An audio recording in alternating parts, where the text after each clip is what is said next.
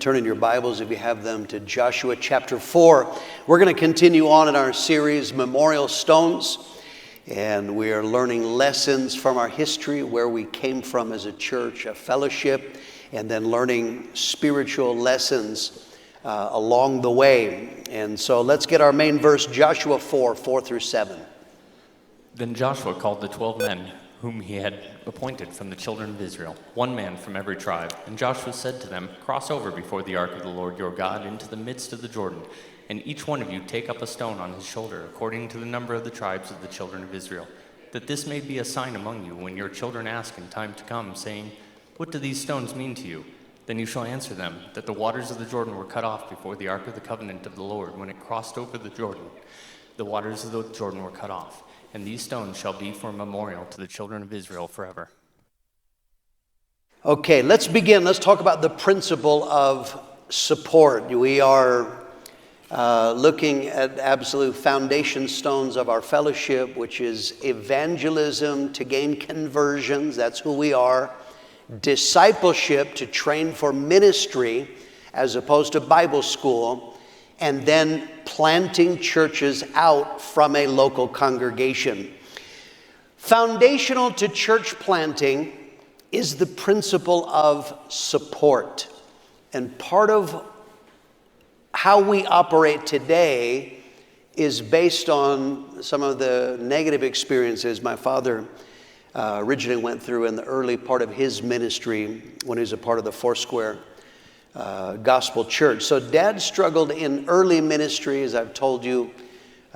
He began in Wickenburg in Victoria Island, British Columbia, in Emmett, Idaho, Eugene, Oregon, Carson, California, before Prescott. He struggled over a lack of support. Firstly, there was a lack of spiritual support. And I've been repeating this so you get this. In a denomination which has centralized training, centralized control, the moment my father told his pastors that he felt he was called to preach, their answer was, you go to Bible school. By and large, when someone goes to Bible school, being connected now to the organization, they are the ones who license you. They are the ones who send you, determine where you go. Your pastors actually no longer had an active role in your life, in your ministry. You would, of course, you liked them, you had relationship, but as far as spiritual direction, your relationship with spiritual authority was severed in some ways. The organization sent you wherever they determined best, and then you dealt with an area supervisor. There would have been an area supervisor in Idaho, in the Northwest, in Oregon, California, and so on, wherever my father was. But these were people, by and large, that my parents didn't know them. They didn't know my parents. They had never been. You are introducing yourself by phone. Maybe you meet them at convention. I'm sure they're good people and helpful, but there was no real connection. So practical support spiritually to help you build the church was non-existent, and my father felt that very much. That did not work well. So spiritual support he felt was lacking. Then financial support. The Foursquare Gospel Church, they planted churches. They did have, in early days, some level of church planting, but there was very little financial support to accomplish that. When you were sent to a new posting, the figure escapes me. I told you in one of the very early lessons when they went to Canada, the entire amount of money, it was a few $100s to move a family of, 2 adults. I think they probably had 2 kids or 3 kids by that time. Very little finances if you felt God wanted you to go to a new place. Salary, living expenses, Very little finances were given for the pastors' families. My parents in early ministry, they took very small churches. They were able to survive simply because most of the existing Foursquare churches had a parsonage. A parsonage means a house was attached to the building. It was built right into the building. Us kids growing up, we played in church. That was our playground because the house was connected to the church. But that was actually the only way they could survive. If they had to pay rent, it would not have been possible for them to make it. My father was pastoring, I don't remember if this was in Idaho or in Oregon, but he was approached. The organization wanted there to be a new church in Klamath Falls, Oregon, and so they asked Dad, would you be willing to go pioneer a church? And so by that time, he had 5 kids. And so he said, I will, but he just did the math, and he said, for me to go and to pioneer there, I would need, I think the number was either $105 or $115 a week, and they said no. So we want a church to be planted, but we're not willing to put any money behind it. And so my dad declined and said, it's just not possible. I can't, that's not going to work for us. That was also true for missionaries, planting churches international. It is actually very common in many denominations. If you feel that God is calling you to be a missionary, you approach the organization that you're a part of and you say, I would like to go. They say, I'm sure they have a vetting process of whether or not you qualify, whether they agree. But then part of their agreement is you raise money. You want to go, you travel around, you talk to people, you ask people to donate money, and when you build up money, give it to the organization, we will distribute it to you, and then you can go. So that of course is very limiting. I would say if I had to tell every person who wants to be a missionary, sure, you can go when you raise the money. You're talking, some of our church plants can be just getting them there, getting housing, equipment, and a building. $65,000 to $100,000 is very common. Imagine that. Yeah, sure, you can go when you raise $100,000. And that's actually just to get them going. That's, we usually work in 2-year increments by the time they come back for conference, so it's much more beyond that.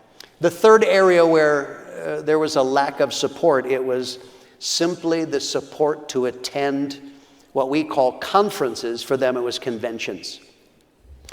Pastors desperately need conference, or in Foursquare it would have been convention. It is, pastors are drained by giving out. Pastors are drained by conflicts and battles. They're under assault spiritually.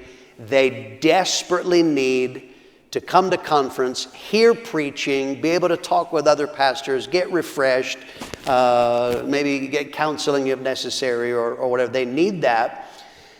But there was simply no system. They did not build in. They encouraged pastors to come, but they provided no finances to do so. And so that meant that my parents couldn't come to conference on numbers of occasions. Or I told you about a nice Canadian couple that let them put thousands of miles on their car. That was out of their pocket to get my parents there. Okay, now I'm giving you the background. Those are negatives: lack of spiritual support, financial support, and support to go to conference.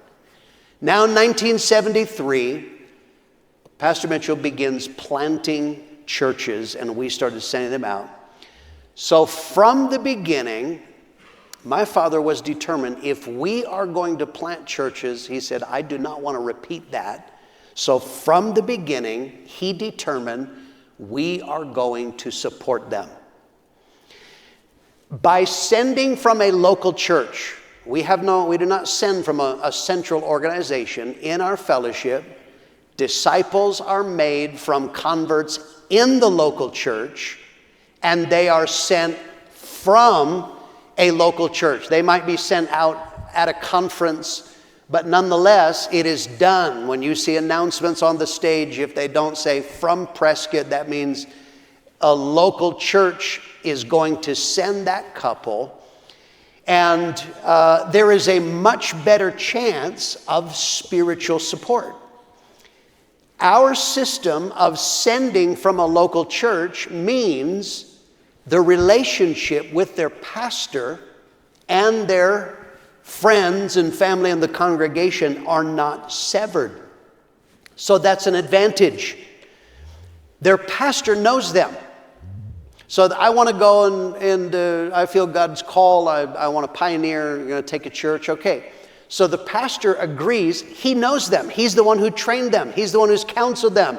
He knows their ups, their downs. He's very well aware of what they need. So when they go out, because he knows them and they know him, they are much more, come on, who do you feel more confident asking for help from? Strangers or friends and or family? And so if they have a family relationship, these are spiritual sons and daughters we're sending, there's a better chance that they will be willing to ask for help and get spiritual support. See, what happens to pastors when they go out, this is why you need to pray for our pastors. When we send them out, they come under assault. The devil attacks their confidence, attacks them in many different ways. And so what happens when you are under attack, the devil messes with the pastor's head. They need help. I from time to time have guys that they've been going through hell and they finally call me months and months down the road. I'm like, why didn't you call me back then? Oh, because I was afraid, I thought you were busy, or I didn't want to bother you. This is especially true with anybody who has rejection issues. This is why I say deal with your rejection issues before you go out. Because often a mistake is, I can't call pastor because nothing good is happening. Or I can't call pastor because something bad is happening, as though I've never had any bad things happen in my life, right? Like, I'll be shocked. You mean you have problems? That's silly. But by having a connection, a family connection, there's a better, imagine if you are out in an organizational structure and you're going through hell, and then you're thinking about calling somebody that you don't even know. So you have a better chance of spiritual support by the system that we do, sending from a local church, and it's because they are family. The people we stand on stage from our congregation, they're family to us. Therefore, who do you pray for more, a stranger or family? Hopefully family.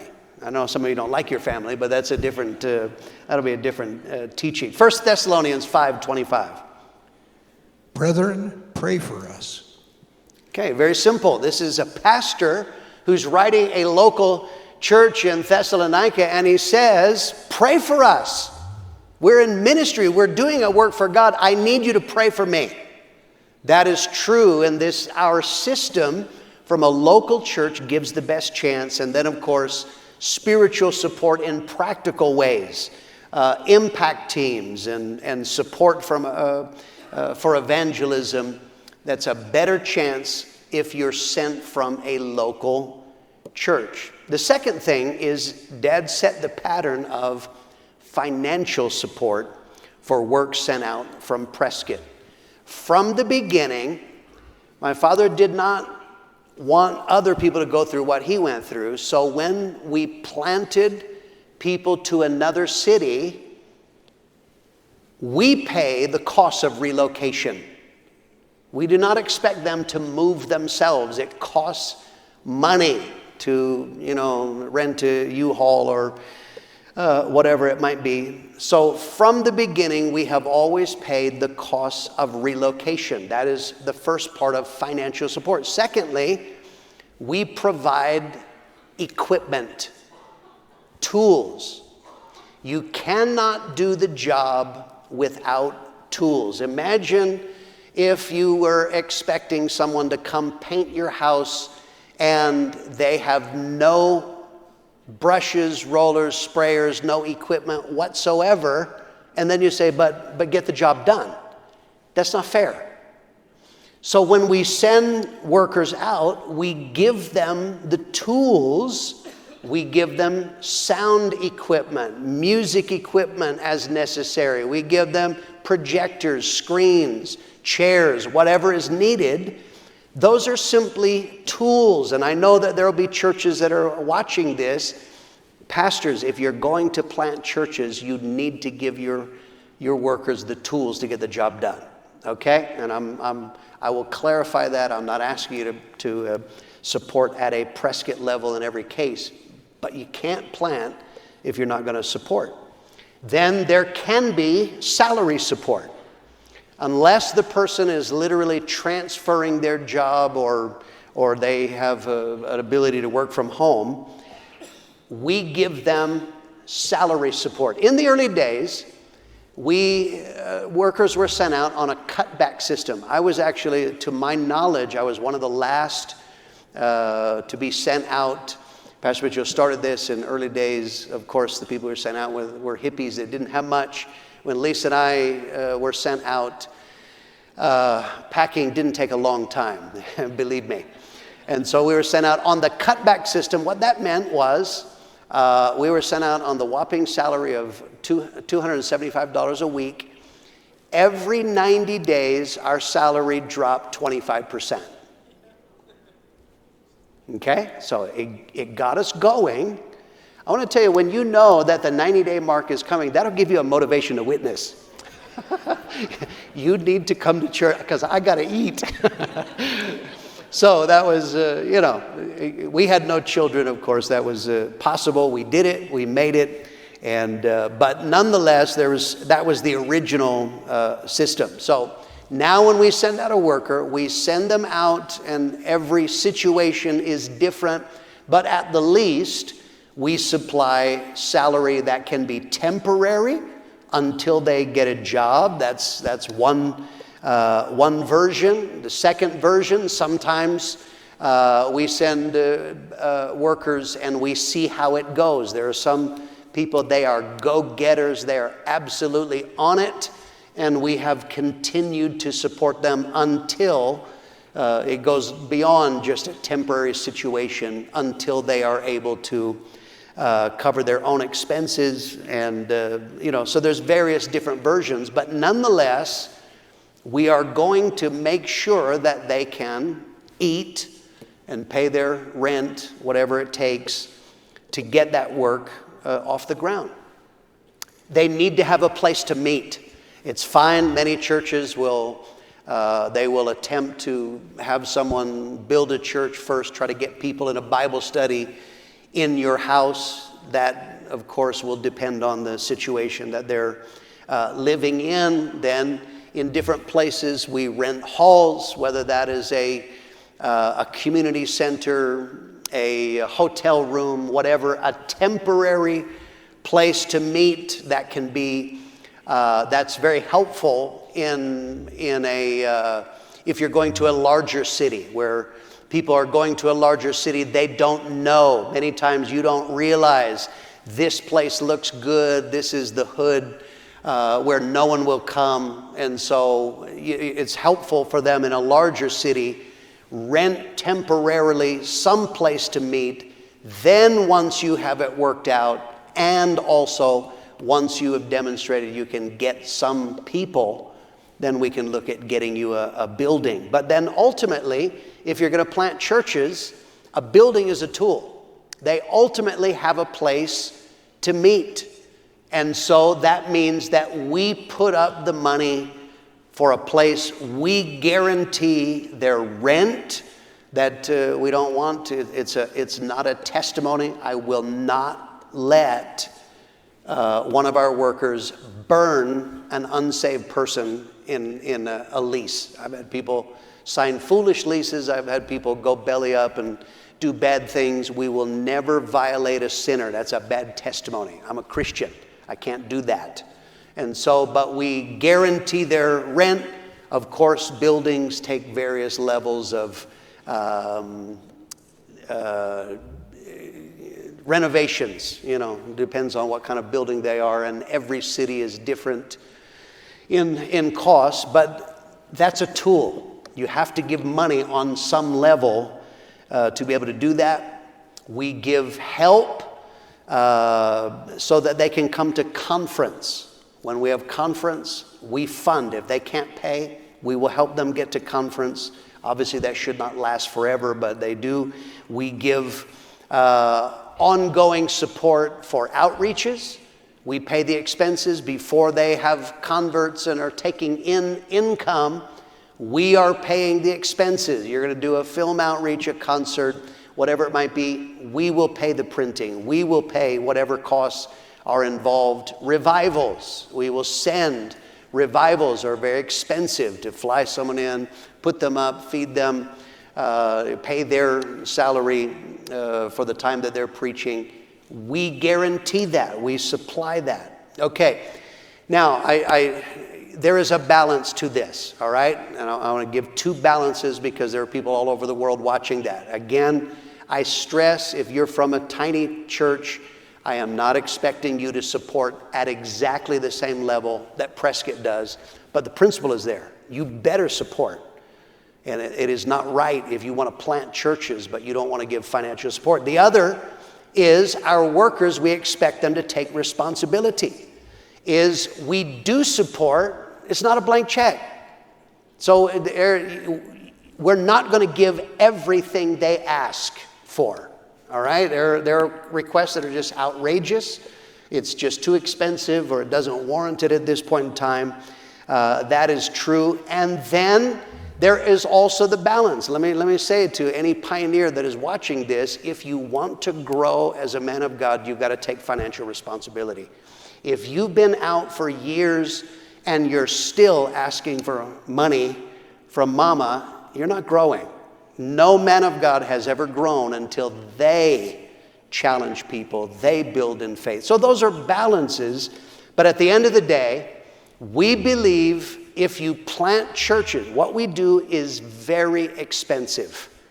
Okay, there's a reason why not everybody in the world is planting churches. And one of them is expense, it's cost. So but we're willing to do that. The third thing is Dad set the pattern of support for missionaries. I told you it's very common in many denominations. I think I'm under the impression that Foursquare kind of had a hybrid. They wanted you to raise some money and they would give some on their own.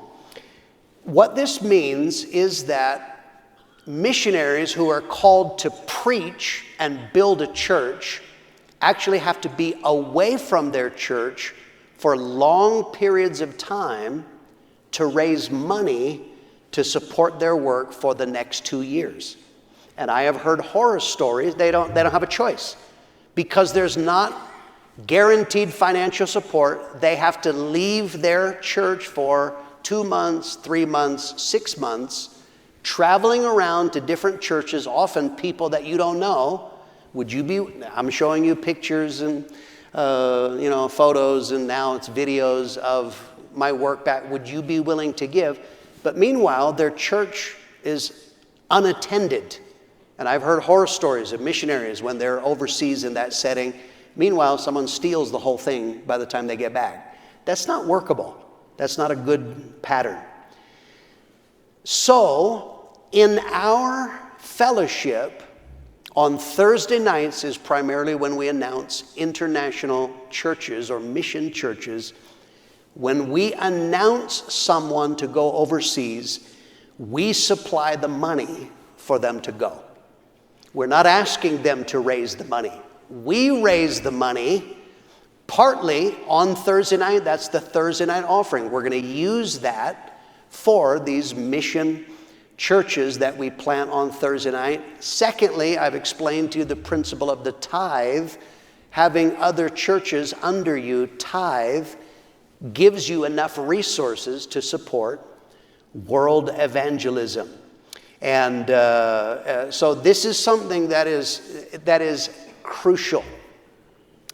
I went in 2004. I went, and I'll probably tell you in more detail in a later lesson, but I went to the nation of Turkey. I was thinking that God may want me to go to pioneer a church in Turkey, and so I went and traveled around. In Turkey, I met a man.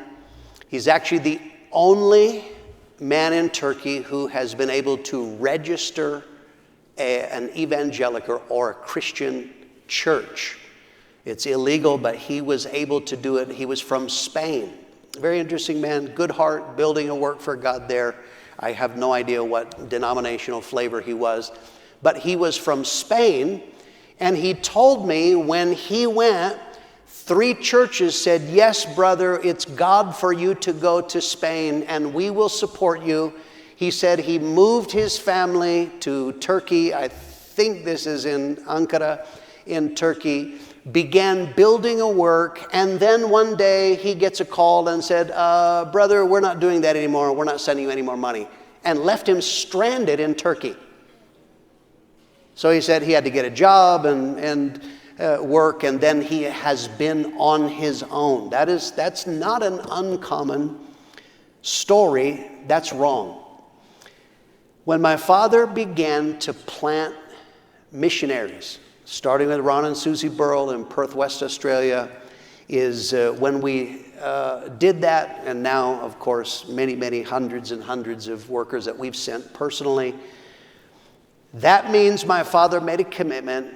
If we are standing somebody up and announcing them to go overseas, we are going to give the money to send them, whatever it costs, to move your goods, if that's what it takes. In some cases, that's not workable. You got to buy furniture when you get there. We'll do that. That's fine. We'll pay the airfares. We'll pay whatever it takes to get you there. We will give you money to get housing when you arrive. We will give you money to buy equipment. We will supply money for salary and living expenses. And my father's reasoning was, if you're called to preach, he wanted them to focus on preaching. If you're called to evangelize and win people to Jesus, that is what he wanted them to do. He didn't want them to be distracted by, oh my God, the deadline's coming up. I got to go back home and raise money. We'll worry about the money. You build a work for God. And then when we send missionaries out, that means every 2 years, we will bring you home. We will pay the airfares. We'll give you money while you're here so that you can attend conference and be refreshed. And then whatever happens when you are finished, whether the job is finished or whether, someone gets sick or there's a problem, when you leave, we will give you the money to get home. We pay the airfares, we give them moving expenses, we give them money to resettle and set up their lives again. It is very expensive. But my father made a commitment. He said, that is what it takes to reach the world in missions. I want to tell you, that costs a lot of money, but giving support brings blessings to the local church. Think about some of the blessings of the fact that we support our workers. Number one, it gives confidence to workers. I know of churches where the pastor would not support, and then he is eager. You need to go overseas, and they're like, fat chance. There is no way, because they know that they're not going to get support. One of the things that happens is it gives confidence. People are willing to go if they know they're going to be taken care of. That's a benefit that enables us to continue to plant churches. Number two, it gives confidence to the church. We have sent your family in some cases. We've sent your friends. It helps. You know these people. You're going to be talking to them. It gives you confidence. When I'm standing up and raising money for them, you know that your friends and your family are receiving support. That is something, again, pastors that are watching, this is something that hurts pastors who are trying to plant churches, but you are cheap and you're shorting your workers, and you can't understand why you're struggling to raise money. It's because in the church you're hurting the confidence factor. So by supporting, it gives confidence. That's one of the things. We don't do scams here. If we announce we're sending a worker, we do it, number one, and we pay for it. And so that gives confidence overall. The third thing, support brings the blessing of God. If we give out, the Bible principle is God will give back. He makes sure of it. Luke 6, verse 38. Give, and it will be given to you. Good measure, pressed down, shaken together, and running over will be put into your bosom. For with the same measure that you use, it will be measured back to you. Okay, this is a Bible principle. Giving out causes it to come back. And I can tell you in the Prescott Church, we have seen that for decades. It has not hurt us to be liberal. It has helped us because God makes sure there is miracle supply. The fourth thing, and this is very powerful, I want to make sure that I emphasize it. By us giving support, both spiritual and financial, that means every single person in the church gets to participate in the work of God. Okay. How many of you have prayed for one of our workers who are out on the field? Have you prayed for them? Okay. So biblically, the Bible says you are a part of anything that happens. They're workers. They're having church this morning. Whatever happens in their church, you have a part in that. Some of you will never be behind the pulpit. That's okay. You have a part because you support by prayer, financial support. Think about this. Philippians 4, 16 and 17. For even in Thessalonica you sent aid once and again for my necessities. Not that I seek the gift, but I seek the fruit that abounds to your account. Okay, Paul is asking, he is planting a church in another nation, and he says, I'm asking you for money. But he says, I'm not just asking you for a gift. I'm not just asking you for money. I'm asking for fruit that abounds to your account. He says, if you give finances that enable me to preach the gospel and people get saved and lives get changed and disciples are made and churches are planted, he said, that abounds to your account. Some of you here, I pray that God will give you this idea. What we are part of is genius. There is not a single person here. How many of you here, you have given in one of our pledges or conference offerings? You've given that. Okay. Every single one of you have a part in what God is doing around the world. Some of you have never even left Arizona. It doesn't matter. Your life is now reaching Africa and Asia, and you're everywhere around the world. You become a part of it. It's not just a pin on a map. The Bible says people that get saved this morning in Florida and Idaho, wherever we have churches that we have helped support, the Bible says God is crediting it. You have a part. That is why I'm praying you catch this in our memorial stones. We are reaching the world together. It is brilliant. My father was a very, very smart man. God led him into this, but we all reap the benefit of what God is doing. When Lisa and I were in South Africa, we used to get letters from Jay Mayotte. Jay's son Bob is here, some of the grandsons, Ryan, the different ones are here, Phil. Is Jay Mayotte, her husband never got saved till near the end of his life, faithful saint all these years. But she would write, many of the missionaries said they got letters from Jay Mayotte, and she would often include a line. She would say, thank you for going where I cannot go. But Jay Mayotte had a part in everything that God did in our work in South Africa and around the world. Even in her limited income, she gave for the work of God. She prayed for missionaries.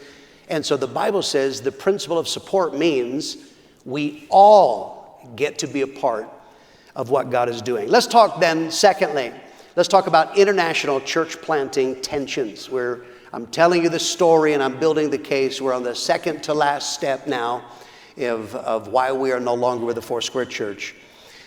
We began to plant churches internationally now. We had churches in Mexico. Nogales and Agua Prieta were supernatural. I've told you the stories of how they came about.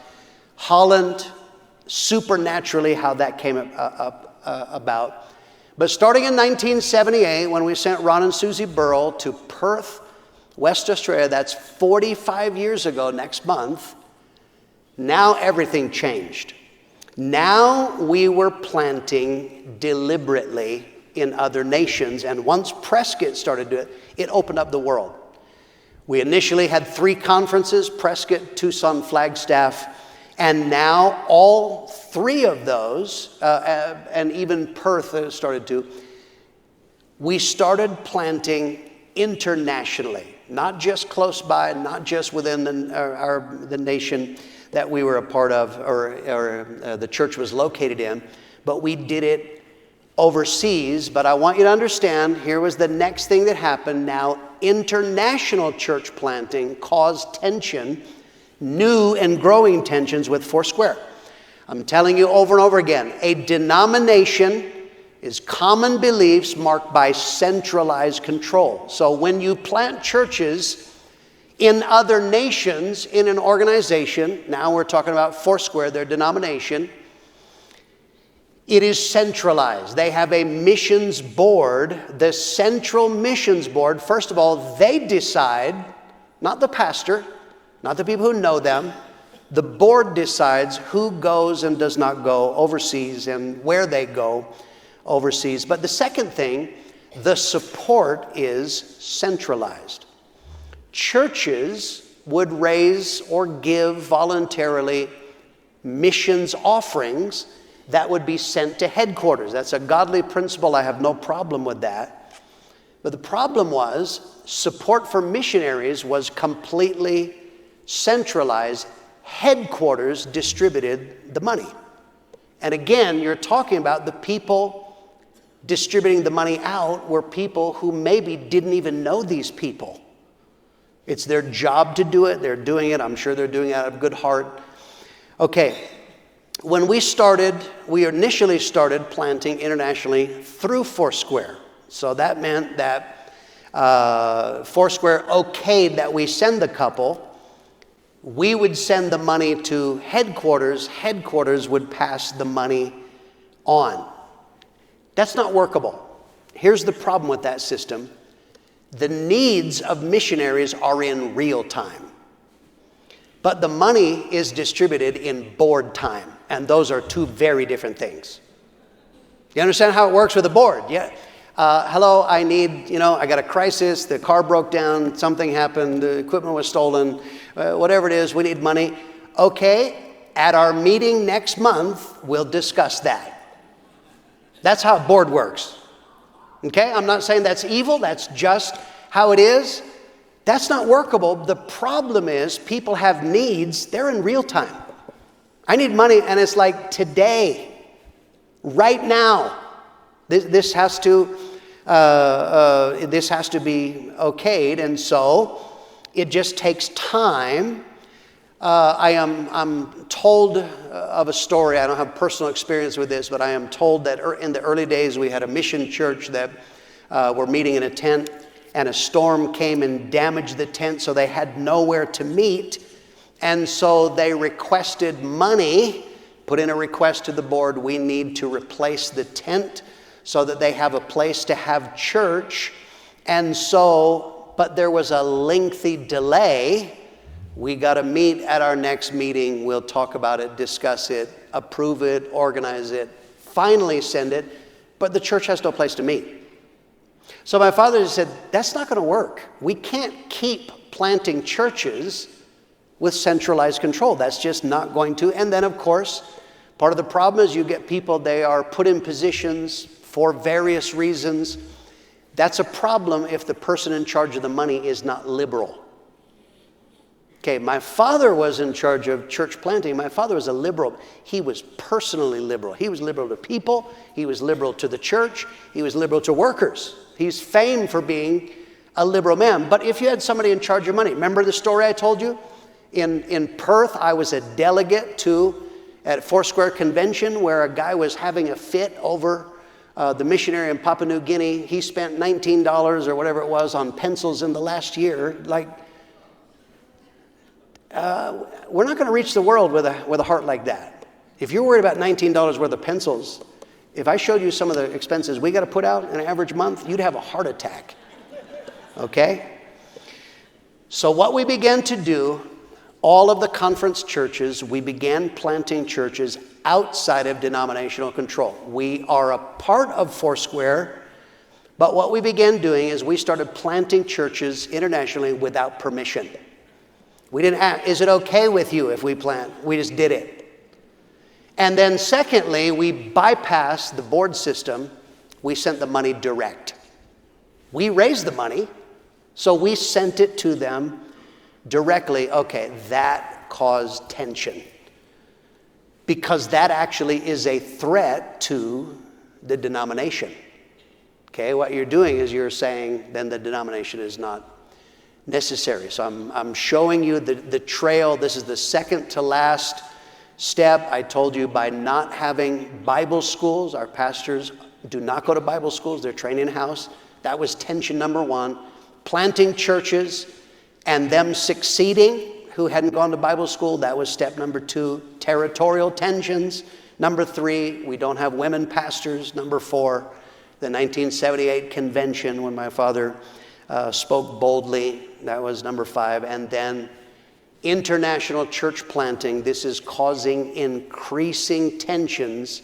Foursquare were not happy with the way that we were operating. Let's talk finally about spreading impact. So now, starting in 1978, we began sending workers to other nations. Prescott, in connection with Nogales, we partnered to plant the first church into Spain. In 1976, the first Foursquare church began. We didn't begin it, obviously, however it came about through them. They started a church in Madrid, Spain. A man named Jose Aguilar, he worked at a factory, and some of the workers in the factory, they were from an area of Madrid. This is within Metro Madrid, called Fuenlabrada. One of those was a man named Julio Moraleja. Julio had been a communist.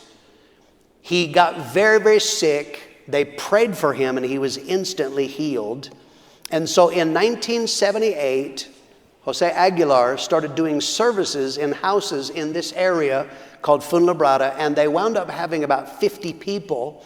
In 1982, the Foursquare supervisor met my father, Pastor Wayman Mitchell, at a convention, and he said, we have 50 people, and they don't have a pastor in this area called Fuenlabrada in Madrid, Spain.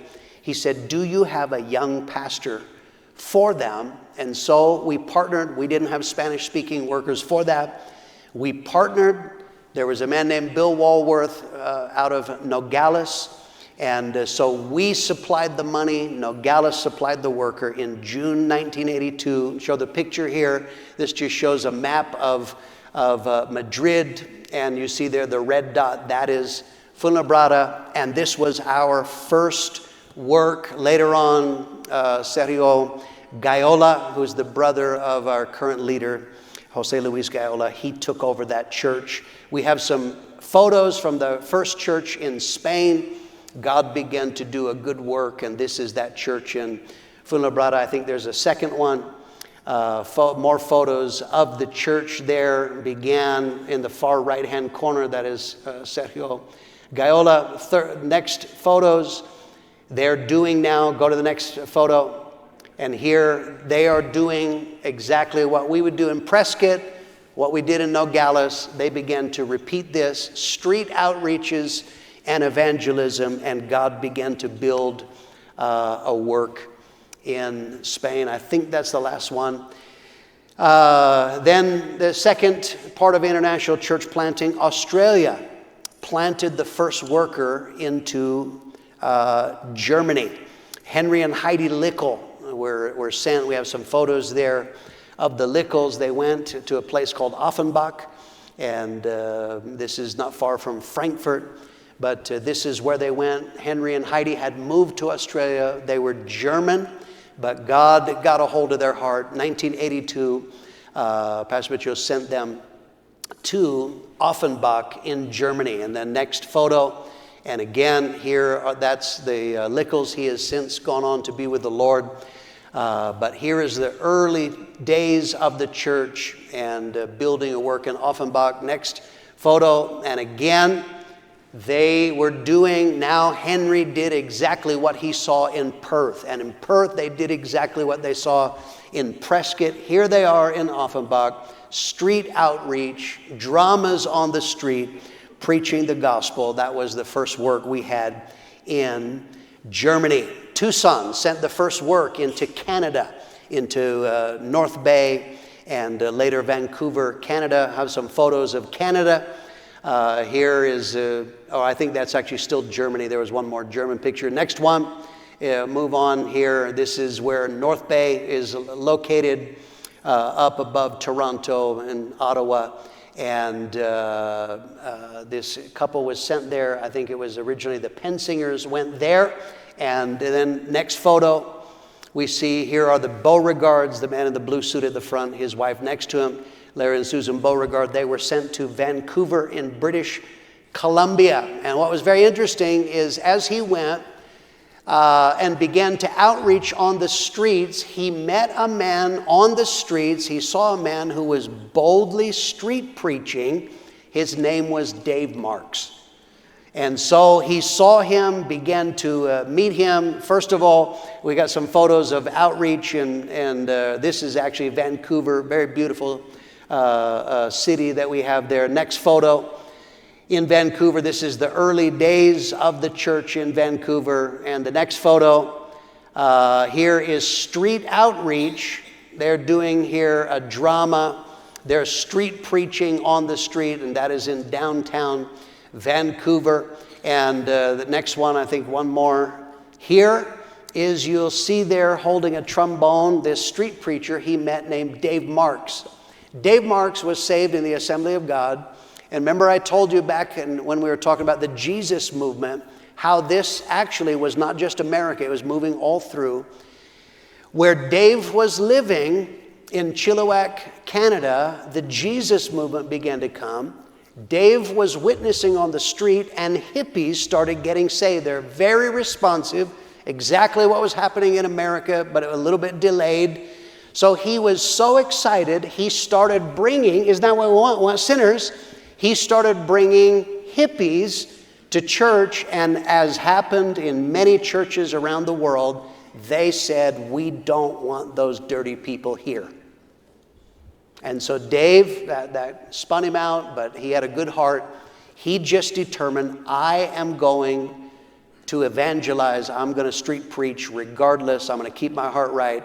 Larry Beauregard met him street preaching on the street, saw that he had a fire to see people saved. He would go actually travel hour and a half into Vancouver from where he lived in Chilliwack, and would street preach in that city, trying to make impact. He wanted to see Canada reached. And so ultimately he was invited to come down to a conference, met my father, and was sent back. We said, that is exactly what we want to do.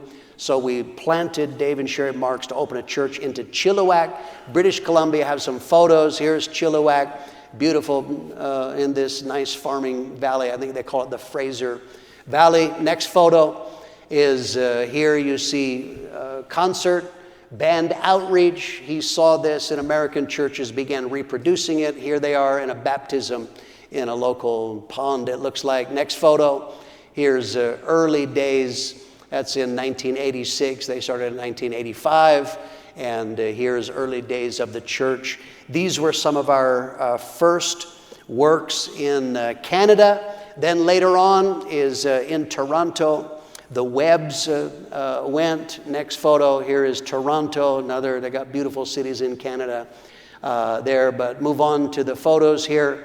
Is the Webbs went, and they went and pioneered a church in Toronto, Canada. There's a baptism on the left. That's kind of a grand opening in a basketball gym, probably in a school, and began to build. Now that's on the east coast of Canada. Next photo. There's more photos. Early days of the church up on the left. That's early days of the church. On the right, this is in later days. You'll see there's my father standing on stage. I think is that Dad? I can't see from here. I'm getting old, you know. But this is later on, in later years, building a work in Canada.